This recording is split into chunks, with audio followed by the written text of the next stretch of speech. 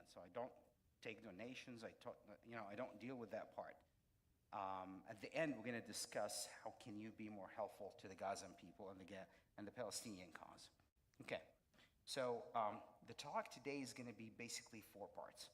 First part, we're going to give a little bit of background about geography, because not everybody knows where's Gaza, where's Rafah, where's Egypt, where's this, where's that. We hear about it all the times in the news, but we really may not be fully aware of the geography of that area. And the second part is going to be exclusively talking about my mission, day 1 to day 12. And then I'm going to talk about the medical crisis that we saw there with our own eyes, and the humanitarian crisis, and why it's a simple conclusion that it's a man-made. It's not because of the war. It's inflicted in addition to the war.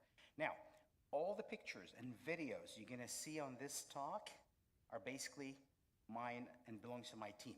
There's nothing taken off the internet. There's nothing taken from YouTube. These are exclusively our own work, our own patients that we took care of. So please be warned that there are going to be a lot of graphic pictures. So this is the map of the world as we know it, right? Right? Great. Okay, now I'm going to zoom in. I think I need to work on the zoom a little bit, on the focus.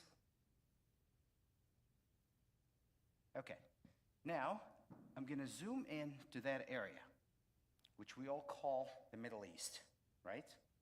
Here you go. So here is the Middle East. And now I'm going to zoom even further on that little square that's called Egypt, okay? It's in Africa and has part in Asia. And that little strip here, this whole area, is Palestine. And I'm going to zoom in further. You guys following me? Okay.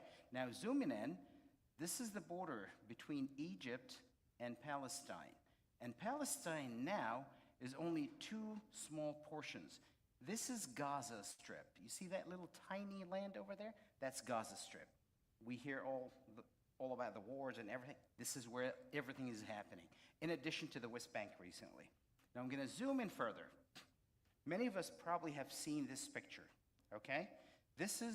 I want to highlight a few things here. So if you look along this whole coastal area, this is where they divided Palestine into Jewish and Arab components, or Palestinian and Jewish, or actually settlers, okay? Because we want to, there are a lot of definitions that people confuse, but this is probably a talk for another time. Nonetheless, now, back in 47, when they divided this land and gave the Palestinians these 3 territories, the Palestinians refused. Not just the Palestinians, everybody refused. But they never tell you why they refused. The devil is in between the lines. So it's very important to understand history and not just take any narrative right off the bat. First of all, in 47, well, before 47, the Jewish population in Palestine was in a single digit, about 3%. When the settlers start migrating, they turn all the way up to about 30%. What is the percentage of land you would guess that the UN gave them for 30% of the people? They gave them 57 point a fraction percent. So almost 60% of the land was given to 30% of the people there. You imagine? And the Palestinians, which were about 70% of the population, were only given 42 and a fraction, 40%. That's not fair. Who would say yes to that? Okay? Not just that. Look at this. You actually broke down Palestine into 3 pieces. And whoever from India or Pakistan knows very well, in 1947, when India got independence, what happened to India? The British broke it off into 3 pieces, right? India in the middle, then there was East Pakistan and West Pakistan. What a country would be 2 pieces? And then the east part broke off and became Bangladesh, right? So who are you fooling? You're giving me 3 pieces and you want to make me believe that this is going to be my land forever? Of course not. Not to mention the coastal line, not to mention the fertilized land where you can actually grow stuff and be economically independent, et cetera, et cetera. So nonetheless, So now, as you can see here, this is Gaza Strip. Now this is it. Now I'm going to do another zoom in to Gaza Strip as we know. This is an old map. This is, I think, from 2007, if I'm not mistaken. Yeah. And Gaza is actually 5 parts. There's a north part, and then there is Gaza, and there is what's called middle part, or Dir al-Balah, okay? And then this part, Khan Yunis, and then Rafah. So Rafah is actually a portion of Gaza.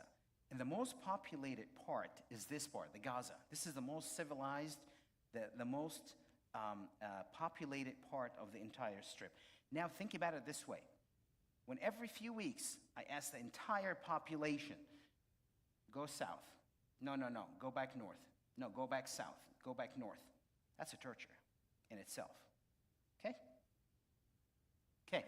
This is a map that was drawn to us to show the main medical facilities. There are about 36 facilities, but the main ones, this is the Indonesian hospital, Al-Shifa Hospital, Shuhada Al-Aqsa Hospital, and then Nasser, and then you have, this is the European hospital where I was deployed. So it's